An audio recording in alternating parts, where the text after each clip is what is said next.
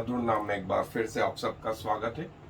और हम पवित्र आत्मा के विभिन्न पहलुओं को देख रहे हैं।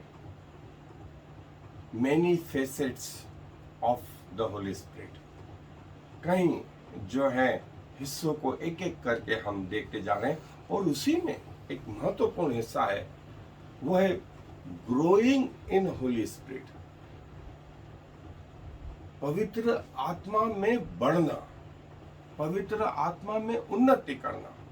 और मैंने इसके पहले भी बताया था कि जब पवित्र आत्मा हमारे अंदर आता है तो चूंकि हमारा कंपार्टमेंट जो आत्मा वाला है वो अभी तक खाली था, और हम अपने शरीर के अनुसार, अपने संसारिक अभिलाषाओं के अनुसार, आंखों के अभिलाषाओं के अनुसार, जीविका के घमंड के अनुसार जी रहे थे।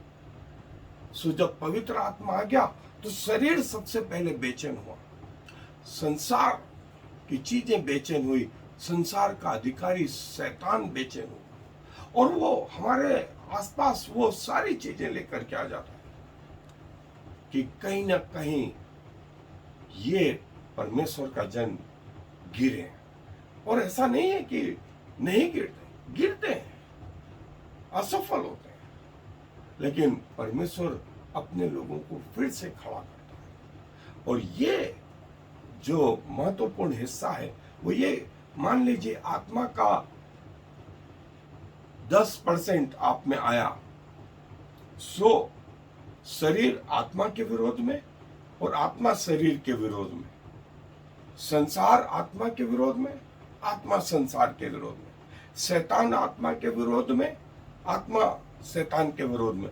ऐसा जो है मनुष्य के अंदर, एक ही मनुष्य में ये इंटरनल फाइट शुरू हो जाती है, इंटरनल युद्ध शुरू हो जाता है। और जिसे हमने डिटेल में उस आत्मिक युद्ध, स्पिरिचुअल वॉरफेयर में देखा है। सो जब आत्मा आपके अंदर आता है बयाने के रूप में, आपकी उम्र कोई भी क्यों ना हो, वो एक छोटे से हिस्से में आता है।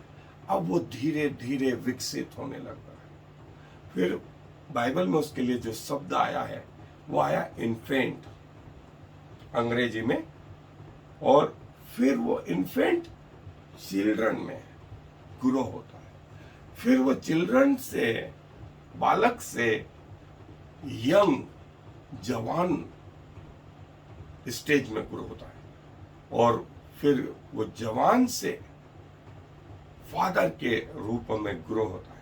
और जिसका वर्णन जो है पहला यूहन्ना उसका 2 अध्याय और उसकी कुछ आयतें मैं आपके लिए पढ़ रहा हूं। सो मेरे साथ निकाल लें, पहला यूहन्ना 2 अध्याय और उसकी 12 आयत से जो है वो मैं 17 आयत तक पढ़ रहा हूं। यहां ऐसा लिखा, हे बालकों, यूहन्ना पहला ही शब्द इस्तेमाल करता, हे बालकों, मैं तुम्हें इसलिए लिखता हूं कि उसके नाम से तुम्हारे पाप क्षमा हुए। फिर वो दूसरा शब्द इस्तेमाल करता, हे पितरों, फादर, मैं तुम्हें इसलिए लिखता हूं कि जो आदि से है तुम उसे जानते हो। फिर तीसरा शब्द इस्तेमाल करता, हे जवानों, हे जवानों, मैं तुम्हें इसलिए लिखता हूं कि तुमने उस दुष्ट पर जय पाई है। और चौथा शब्द इस्तेमाल करता, हे लड़कों, हे लड़कों, मैंने तुम्हें इसलिए लिखा है कि तुम पिता को जान गए हो। फिर से, हे पितरों, मैंने तुम्हें इसलिए लिखा है कि जो आदि से और तुम उसे जान गए हो। हे जवानों, मैंने तुम्हें इसलिए लिखा है कि तुम बलवान हो और परमेश्वर का वचन तुम में बना रहता है, और तुमने उस दुष्ट पर जय पाई। तुम न तो संसार से और न संसार में की वस्तुओं से प्रेम रखो। यदि कोई संसार से प्रेम रखता है तो उसमें पिता का प्रेम नहीं है, क्योंकि जो कुछ संसार में है, अर्थात शरीर की अभिलाषा, आंखों की अभिलाषा और जीविका का घमंड, वह पिता की ओर से नहीं परंतु संसार ही की ओर से, और संसार और उसकी अभिलाषाएं दोनों मिटते जाते हैं, पर जो परमेश्वर की इच्छा पर चलता है वह सर्वदा बना रहे। So grow in spirit, infant, child, young and father. So हम अपने अध्ययन पे चले आए। सो प्रभु यीशु मसीह को ग्रहण करने के बाद आप एकदम रातों रात जो है परफेक्ट नहीं हो जाते, रातों रात आप पूर्ण नहीं हो जाते। ये एक प्रोसीजर है जो धीरे धीरे करके हर विश्वासी में बढ़ती जाती है। और आत्मिक रीति से हम कैसे ग्रो करें, और यूहन्ना इस बात को जो है आत्मा की सहायता से बताते हैं। सो हमारे आत्मिक स्तर जो है अलग अलग होते हैं। इसमें उम्र का जो है फर्क नहीं हो सकता है कि आप कम उम्र के हो लेकिन आपका आत्मिक स्तर पिता की तरह हो। आप आत्मा जीतने वाले हो, और जो आत्मा जीतने वाला है वो पिता का स्तर है। जो संघर्ष वाला जीवन है वो जवानों का जीवन है। जो निर्भरता का जीवन है अपने माता पिता पर, वो इन्फेंट और बालक दोनों का जीवन जो है वो निर्भरता का जीवन है, और उसमें इतना संघर्ष नहीं होता।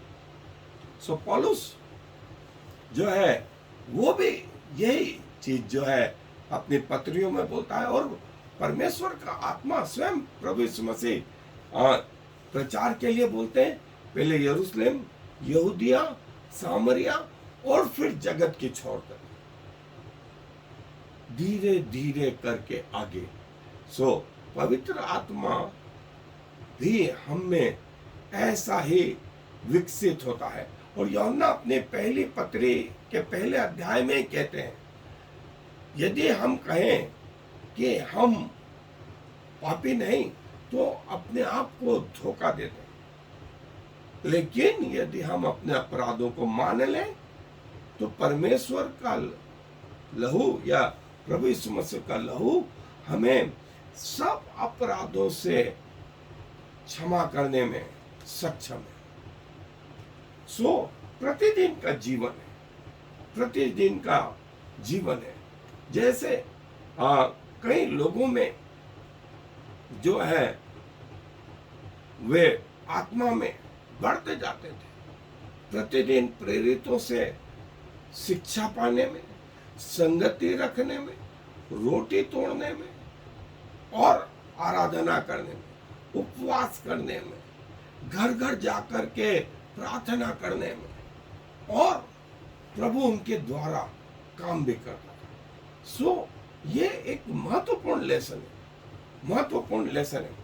यदि आप गलातियों के पत्री को पढ़ें और उसके पहले अध्याय की सबसे अंतिम आयत को पढ़ें तो पौलुस बोलता है कि जब मैंने मसीह को पाया तो मैं तुरंत जो है अरब को चला गया और 13 साल जो है वहां बिता।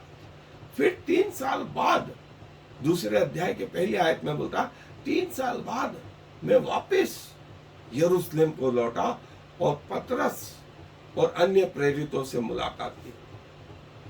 इसको बोलते हैं इंक्यूबेशन पीरियड, या जो है जैसे अंडे से जो है चूजे निकलने में 28 दिन लगते हैं, सो इस 28 दिन को इंक्यूबेशन पीरियड बोलते हैं, गर्भावस्था का समय। और पौलुस बोलता है मैंने करीब 16 साल प्रभु यीशु मसीह के वचन को जानने में लगा, इसीलिए पौलुस वो कार्य कर पाया जो अन्य प्रेरित नहीं कर पाए। और प्रभु यीशु मसीह ने कहा था मैंने उसे अन्य जातियों के लिए चुना कि वो बहुत लोगों में मेरा नाम बताएगा। और पौलुस अपने उस बुलाहट में खरा उतरा। कलीसिया स्थापित करने में जो काम पतरस और दूसरे प्रेरितों को करना था उससे कहीं बढ़ करके पौलुस ने किया। क्यों ऐसा कहा जाता है कि जो धातु जितनी देर से गर्म होती है वो उतनी देर तक गर्म भी रहती है। जो धातु जितनी जल्दी गर्म होती है वो उतनी जल्दी ठंडी भी हो जाती है। कई लोग मसीह में आ तो जाते हैं लेकिन वो ज्यादा दिन तक गर्म नहीं रह पाते, वो ज्यादा दिन तक बने नहीं रह पाते। वे जल्दी गर्म होते हैं और जल्दी ठंडे भी हो जाते हैं।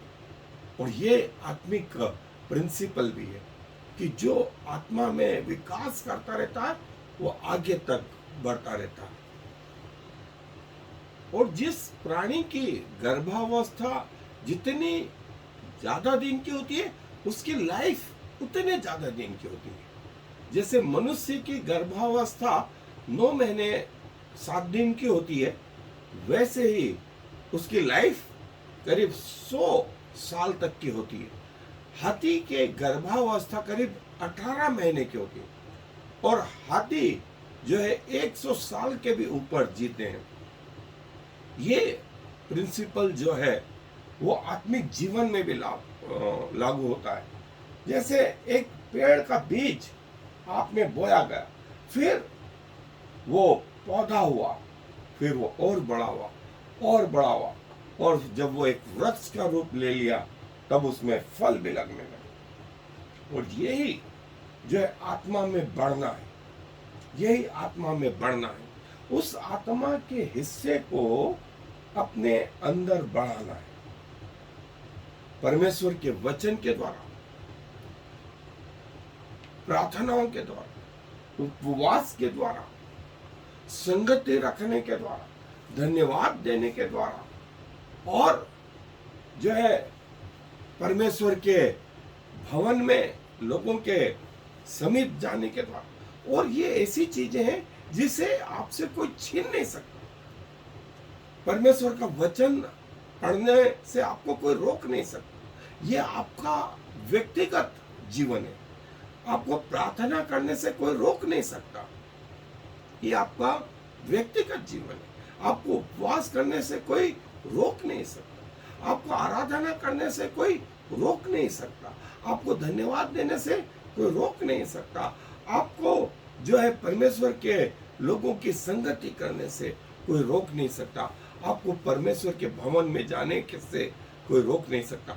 ये आपका अपना निर्णय है और ये आपसे तब छूटना चाहिए जिस दिन आपकी मृत्यु हो। जिस दिन आपकी मृत्यु हो उस दिन आपकी बाइबल पढ़ना बंद होना, उस दिन आपकी प्रार्थनाएं बंद होना, उस दिन आपकी संगति बंद होना, उस दिन आपका धन्यवाद देना बंद होना, उस दिन आपका उपवास बंद होना, उस दिन आपकी आराधना बंद होना, उस दिन आपका परमेश्वर के भवन जाना बंद होना, उस दिन जो है आपका सब कुछ बंद हो। ये तब बंद हो जब आपकी मृत्यु हो।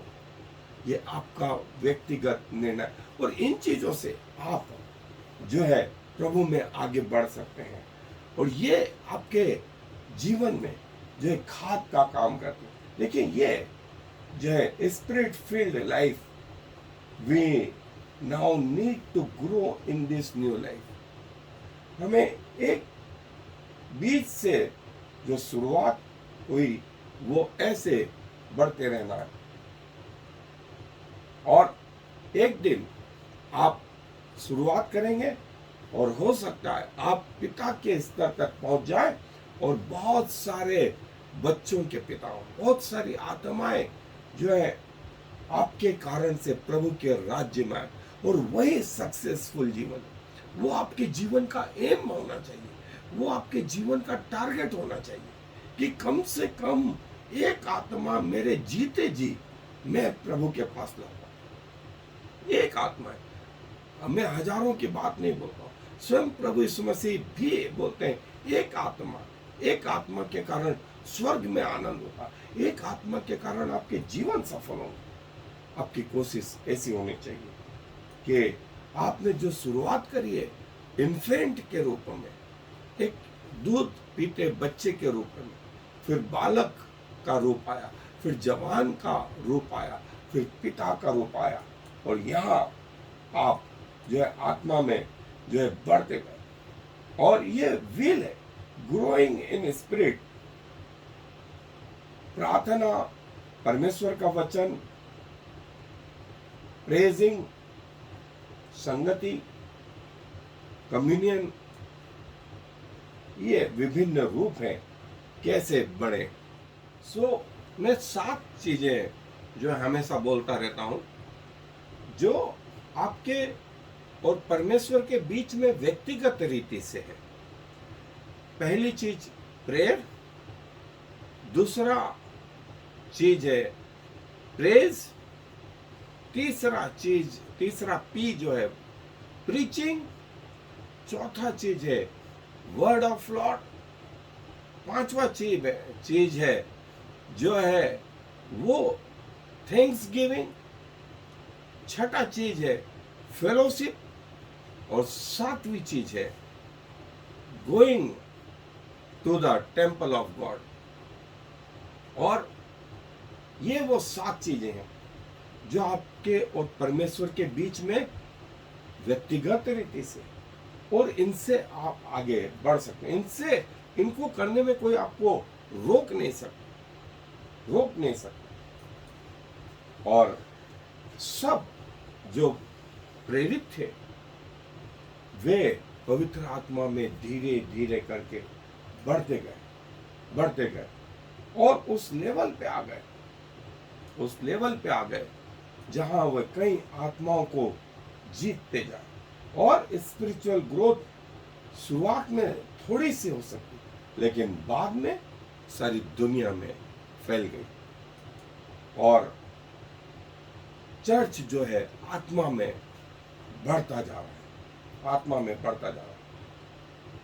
सो ग्रो इन द स्पिरिट। और कैसे प्रभु में बढ़ना है वो मैंने आपको 7 चीजें बताई कि प्रभु में इस रीति से बढ़े।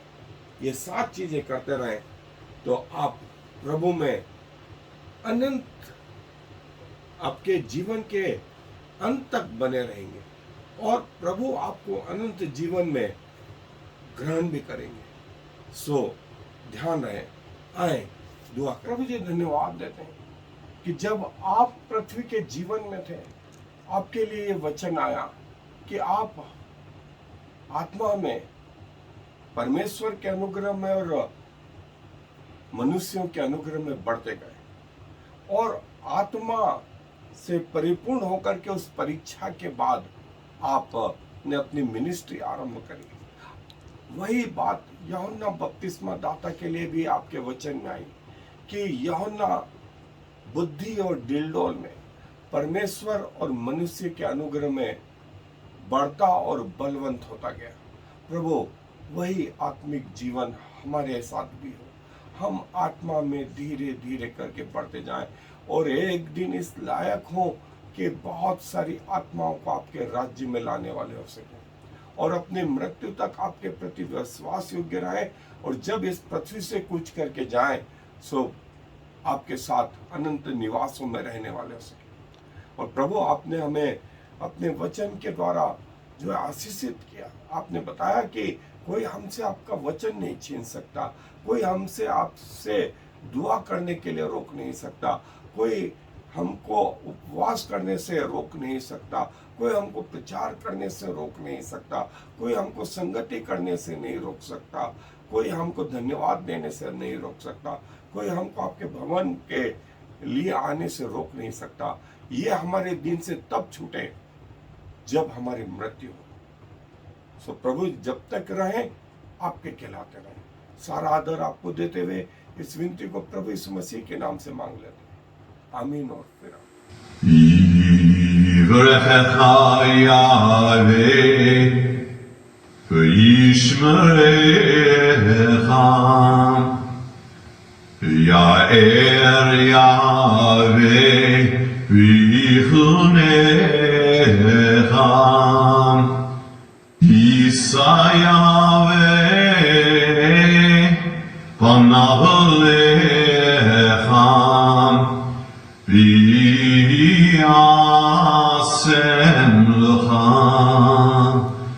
Shalom.